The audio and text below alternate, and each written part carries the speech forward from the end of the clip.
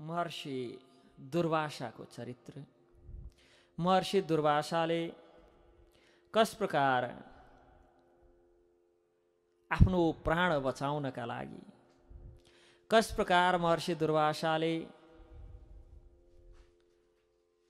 तिनै लोकको परिभ्रमण गर्नुभयो, कस प्रकार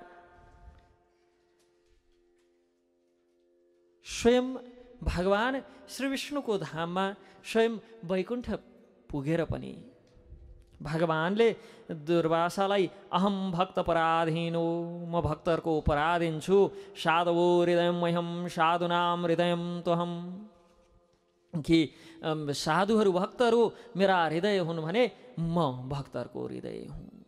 यस प्रकार जवाफ दिएर पुनः दुर्वासालाई अम्बरीशको समीपमा पठाइदिनु भयो। अम्बरीशको समीपमा गएर माफी माग्न भनेर प्रेरित गर्नुभयो। र भगवान वास्तवमै भक्तहरूको अधीनस्थ हुनुहुन्छ, वास्तवमै भक्तहरूको अधीनमा हुनुहुन्छ।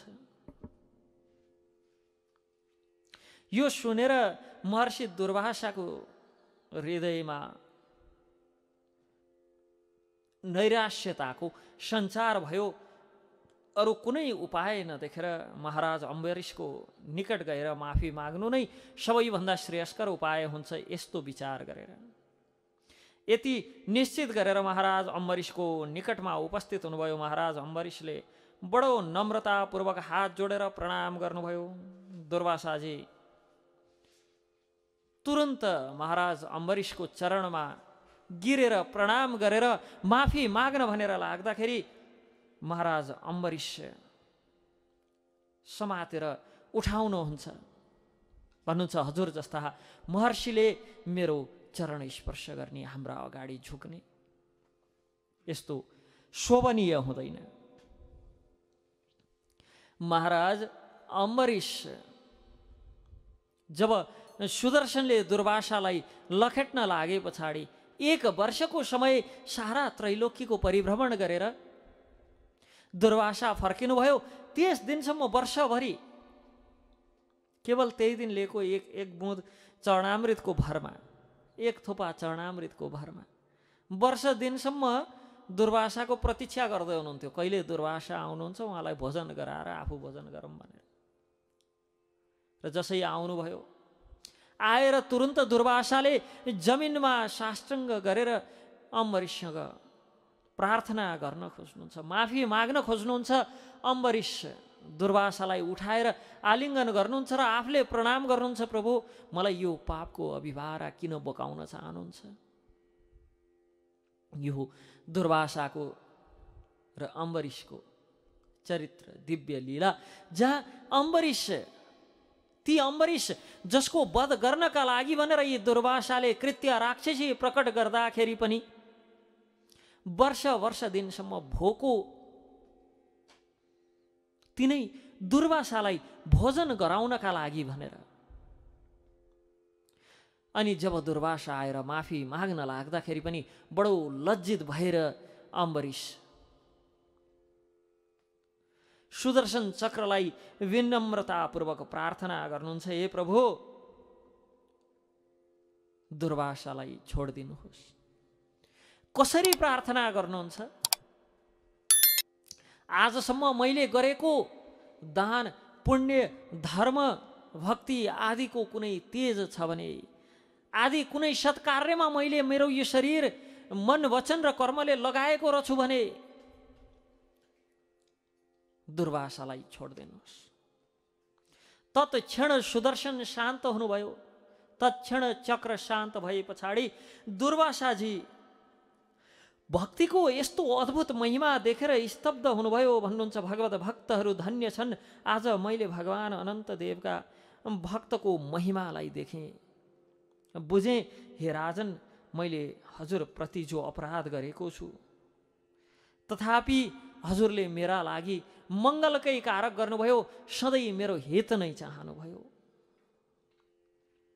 जसले भक्तवत्सल भगवान श्रीहरिको चरण कमलको दृढ प्रेम भाव ग्रहण गरेका छन्, त्यस्ता साधु पुरुषका लागि कठिन संसारमा केही पनि छैन। सबै सहज छ, सबै सुलभ छ, सहजतापूर्वक सबै प्राप्य विषय, सबै वस्तुहरू, सबै विषयहरू प्राप्य हुन्छन्। जसको हृदय यति उदार छ त्यस्ता महात्माहरूले परित्याग गर्न नसक्ने वस्तु के होलान्? जसको मङ्गलमय वाणीको श्रवण मात्रले जीवको हृदय निर्मल हुन्छ, त्यस्ता तीर्थपाद भगवान श्रीको चरण कमलका सेवकका लागि, भगवान श्रीका चरण कमलका दासहरूका लागि गर्नुपर्ने कुनै कर्तव्य बाँकी रहँदैन। अर्थात् कुनै पनि कर्तव्य कर्मको बन्धनमा ती व्यक्तिहरू पर्दैनन्। हे प्रभु, हजुरले म माथि महान अनुग्रह गर्नुभयो। हजुरले मेरो अपराधलाई बिर्सिएर मेरो प्राणको रक्षा गर्नुभयो। यस प्रकार दुर्वासाजी प्रार्थना गर्नुहुन्छ अम्बरीषसँग। एउटा प्राचीन इतिहास छ कि यो दुर्वासा लीलाको, दुर्वासा र अम्बरीषको लीला पछाडि मौद्गल्य नाम गरेका ऋषि थिए, जसबाट मौद्गल्य नाम गरेको मौद्गल्य गोत्र पनि उत्पन्न भयो। ती मौद्गल्य गोत्रका जसका नामबाट यो गोत्र सुरु भयो, ती ऋषि मौद्गल्य ऋषिकी पत्नी थिइन्, नाम नल्याणी नाम गरेकी। ती नल्याणी र मौद्गल्य जङ्गलमा कुटी बनाएर कुटीमा रहँदै गर्दा मौद्गल्य एक दिन तपस्याका लागि भनेर पत्नीलाई कुटीमा नै छोडेर हिँड्नुभयो। पत्नी अब विभिन्न ऋषिहरूको सेवा गर्ने, आश्रममा रहेर विभिन्न ऋषिहरूको सेवा पश्चात सत्सङ्ग गर्ने, विभिन्न ऋषिहरूलाई सेवा पश्चात भोजन आदि गराए पश्चात उहाँहरूका सद्वाणी शास्त्रोक्त वचनहरू श्रवण गर्नुहुन्थ्यो। र एक दिन नल्यानी सत्सङ्गका लागि दुर्वासा आश्रम पुगेर दुर्वासासँग सत्सङ्गको अभिलाषाले प्रार्थना गर्नुहुन्छ कि मलाई भगवानका दिव्य लीलाको रसास्वादन गराउनुहोस्। अनि दुर्वासाले भगवानका लीला, भगवानका गुण भन्दा पनि भगवानका भक्तहरूका लीला र गुणानुवाद अझ दिव्य छन्। यदि साँच्चै नै श्रवण गर्न चाहने हो भने, यदि साँच्चै नै सुन्न चाहने हो भने भगवानका लीला भन्दा पनि भगवानका भक्तहरूका दिव्य लीला सुन्नु। भगवानको गुण भन्दा पनि कयौँ गुणा अधिक भक्तहरूको गुण छ। भगवान त वास्तवमा भक्तहरूको अधीनस्थ हुनुहुन्छ। स्वयं भगवान श्रीहरि पनि भक्तहरूले जसरी जसरी चाहे त्यसरी त्यसरी भगवान श्रीहरिलाई पनि नचाउन सक्छन्। नल्याणी शिवभक्त थिइन्। यिनै नल्याणी द्रौपदी बनेर आउने हुन् महाभारतमा। जब दुर्वासाले यस प्रकार भने पछाडि नल्याणीको हृदयमा सन्देह हुन्छ। दुर्वासा, यो कुरा म तिमीलाई प्रमाणित गरेर देखाउँछु। त्यही प्रमाण दिन बिचारा वर्ष दिनभरि सुदर्शनले लखेटै पारे। तिनलाई प्रमाण दिन भनेर अम्बरीषको परीक्षा लिन गएका कि प्रमाणित गरिदिन्छु म। भगवान भन्दा पनि भगवानका भक्त महान छन्। प्रमाणित गर्नुभयो। तीनटा कुरा प्रमाणित गर्नुभयो। एउटा, भगवानका भक्तहरूको महात्म्य कति सरल हुन्छन्, कति सरस हुन्छन्, कति विनयशील हुन्छन्। हाम्रो यहाँ प्रचलन छ, कतै न्यु खोज्नु पर्यो भने कसको मान्छे हुन् चिन्या छस्? Source force. त्यो कसको मान्छेवाला जसको नाम लिन्छौँ त्योसँग उस्तै परे गोरु बेचा साइनो पनि हुन्न हाम्रो।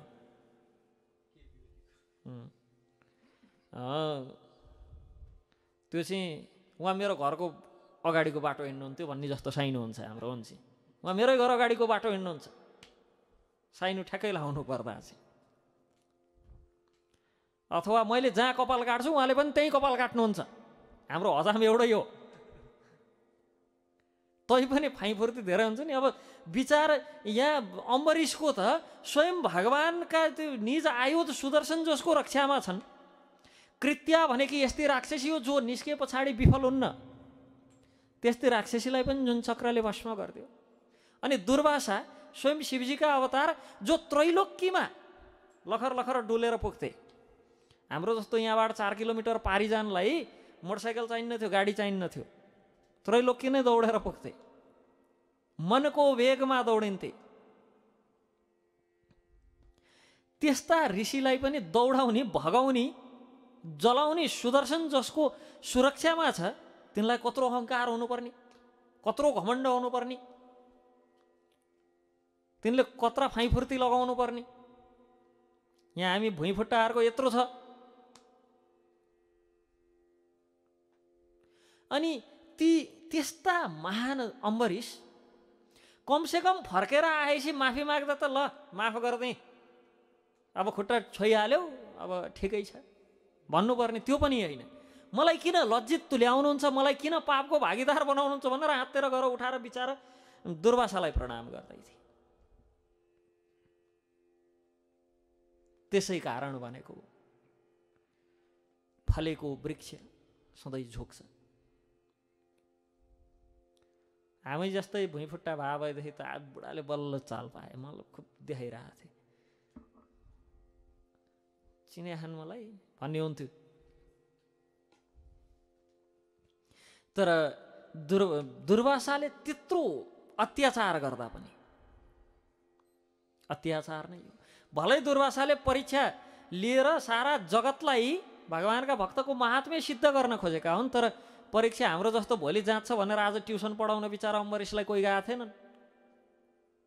थाहै थिएन परीक्षा हुँदैछ भन्ने नि। नत्र सुरुमै भन्थ्यो अब मलाई किन परीक्षा लिनुहुन्छ, फेरि फेल भइदिन्थे अम्बरीशलाई थाहा भए भएदेखि त। किन जसमा वास्तवमा त्यो सद्गुणहरू छन् तिनले त्यो सद्गुण देखाउन चाहन्नन्। त्यो त अनायास प्रकट हुने हुन्। यदि भन भने सद्गुण अनि देखाउन खोजिन्छ। विनम्रता भन भनेदेखि अब अगाडि विनम्रता देखाउनु परिहाल्यो। हात मोली भए पनि विनम्रता देखाउन मन लाग्छ। सहनशीलता भन भने नसकिने ठाउँमा बडो सहनशील भएर देखाउन मन लाग्छ। नसकिने ठाउँमा, सकिने ठाउँ भएदेखि त त्यो सहनशीलतै नभएको कुरो कहाँबाट देखिन्थ्यो र। अब त्यो जोसँग छ तिनीहरूले देखाउन खोज्दैनन्। खाली भाँडोले आवाज ज्यादा गर्छ। भरि भयो भनेदेखि आवाजै आउन्न। त्यही भएर दुर्वासाले यसरी परीक्षा लिएर ती नल्याणीका समीपमा सामुन्यमा 3टा कुरा प्रमाणित गर्नुभयो। एउटा भगवत भक्तको अभयता, निर्भयता, शरणागत कति भए पछाडि शरणागत भक्तहरू कति विनयशील, कति विनम्र, कति सद्गुणी हुन्छन् भन्ने कुरा प्रमाणित गर्नुभयो। दोस्रो, भगवान पनि भक्तका अधीनमा रहन्छन् भन्ने कुरा प्रमाणित गर्नुभयो। जसो जसो भगवानले चाहे त्यसै गरी नचाहिदिँदा रहेछन् भगवानलाई पनि, यसको प्रमाण दिनुभयो। र तेस्रो, जसले धर्मको रक्षण गर्छ त्यसको रक्षा धर्मले गर्छ भन्ने कुरा प्रमाणित गर्नुभयो। अम्बरीशले धर्म रक्षार्थ, स्वधर्मको रक्षार्थ गरेका कार्यका बलले अम्बरीशको रक्षा गर्यो। यस प्रकार ती नल्याणीको सन्तुष्टिका लागि दुर्वासाले भगवान श्रीहरिका भक्तहरूको, वैष्णवहरूको गुण बताउँदा नल्याणीले नपत्याए पछाडि रचिएको लीला हो। ऋषिहरूलाई बडो गजब गजबका लीलाहरू यसरी रचाउने इच्छा हुन्छ। भृगु नाम गरेका एकजना थिए। त्रिदेवीको परीक्षा लिन भनेर गए। ब्रह्माकामा पुगे, प्रणाम गरेनन्। ब्रह्मालाई त्यसै रिस उठ्यो, जा अब छोरो भएर मलाई नढोग्ने। झन्नै श्रापित गराएका थिए। शिवजी कहाँ पुगेर शिवजी विचार, भृगु शिवजी त दाजुभाइ भए, भ्राता। देखे पछाडि स्वागत गर्न भनेर जानुभयो, त मसानमा बस्ने अछुत परै बस भनेर लगाइदिए। मसानमा बस्या छ, खरानी घस्या छ ज्यानमा, अझ म यस्तो योग्य व्यक्तिलाई छुन आउँदो रहेछ भनेर बिचारा शिवजी हातमा त्रिशूल लिएर लगाएर नलाग्नु हो। तँलाई कहिलेबाट म चाहिँ मसान भई तेर लागि, अछुत भई लखेट्न लाग्नु। अनि जति जति माथि जान्छन्, यता ब्रह्मासँग केवल प्रणाम नगरेको मात्र काण्ड हो, त्यहाँभन्दा ठुलो केही पनि होइन। ब्रह्माले झन्डै त्यहीँ भस्म पारिदिएको थिए।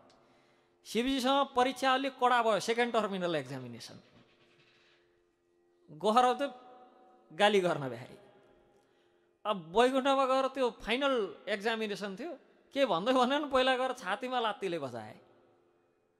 अनि भगवान् विष्णु तिनको पाउ समातेर बिचारा, अहो मेरो यस्तो कठोर छातीमा हिर्काउँदा हजुरको पाउमा कति कष्ट भयो होला भन्नुहुन्छ।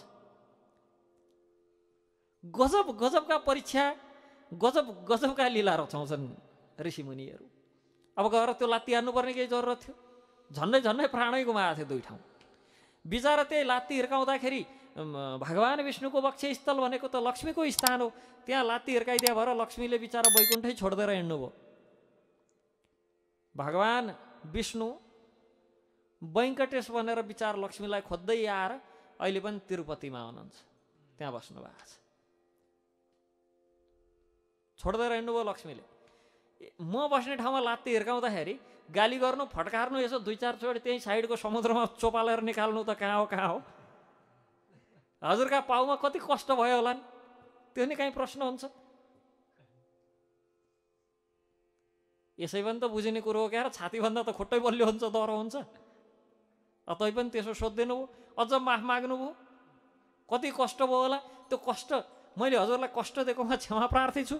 लक्ष्मीजीलाई फिटिकै चित्त बुझायो, छोडेर हिँड्दैन भयो। यता श्रीमानसँग बस्नुभन्दा बिचारा फकाउन आएर वैङ्कटेशमा भगवान् विशुद्ध व्यापारी भएर बस्नुभयो त्यहाँ। अहिले पनि भगवान्सँग पार्टनरसिपमा व्यापार गर्छन् मान्छेहरू त्यहाँ। फकाउन भनेर, फुल्याउन भनेर आउनुभयो, ससुराबाले टर्म्स एन्ड कन्डिसन राखे विवाहको सम्बन्धमा, कुबेरसँग ऋण लिनुभयो, अहिलेसम्म ऋण चुकाइराख्नु भएको छ। यसरी दुर्वासालाई पनि कहाँ झन्डै झन्डै झन्डै प्राणै गुमाएर, जसरी त्यहाँ भृगुले झन्डै प्राणै गुमाएको थियो परीक्षा लिँदा, त्यसै गरी दुर्वासाले पनि यहाँ झन्डै झन्डै झन्डै प्राणै गुमाएर, तर यो तीनटा कुरा चाहिँ प्रमाणित गर्नुभयो कि भगवानका भक्तहरू अधीनस्थ छन्। भगवान भक्तहरूको अधीनस्थ हुनुहुन्छ। भक्तहरू अभय छन्, निर्भय छन्, यति सरल छन्, सरस छन्, विनम्र छन्। अनि यति प्रमाणित गरेर दुर्वासाले तत्पश्चात भोजन गर्नुभयो। जब दुर्वासाजीले प्राण बचाउन दौडदै गर्दा यता महाराज अम्बरीशले पनि भोजन गर्नुभएको थिएन। जब फर्कनु भयो र यहाँ सबै लीला सकियो, तत्पश्चात सुदर्शन पनि आफ्नो स्थानमा फर्किनुभयो। अम्बरीशले दुर्वासालाई भोजन गराउनुभयो। भोजन गराएर तत्पश्चात दुर्वासाजीको चरण समातेर चरण धोवन आदि गरेर प्रेमपूर्वक भोजन गराएपछि दुर्वासाजी भोजन गरेर तृप्त हुनुभयो र बडो आदरपूर्वक अम्बरीशलाई भन्नुहुन्छ, ए राजन, हजुर पनि भोजन गर्नुहोस्। र दुर्वासाजीले सन्तुष्ट भएर महाराज अम्बरीशको गुणको प्रशंसा गर्दै आफ्नो आश्रम फर्कनुभयो। अम्बरीश महाराजको संसर्गबाट महर्षि दुर्वासाको चरित्रमा व्यापक परिवर्तन भयो। ब्रह्मज्ञान एवं अष्टाङ्ग योग आदिको तुलनामा शुद्ध भक्तिको महिमाको अधिकता उपलब्धि प्राप्त गरेर तत्पश्चात भक्ति मार्ग ग्रहण गरेर भक्ति मार्गको प्रचारमा लाग्नुभयो। तत्पश्चात दुर्वासाजी पनि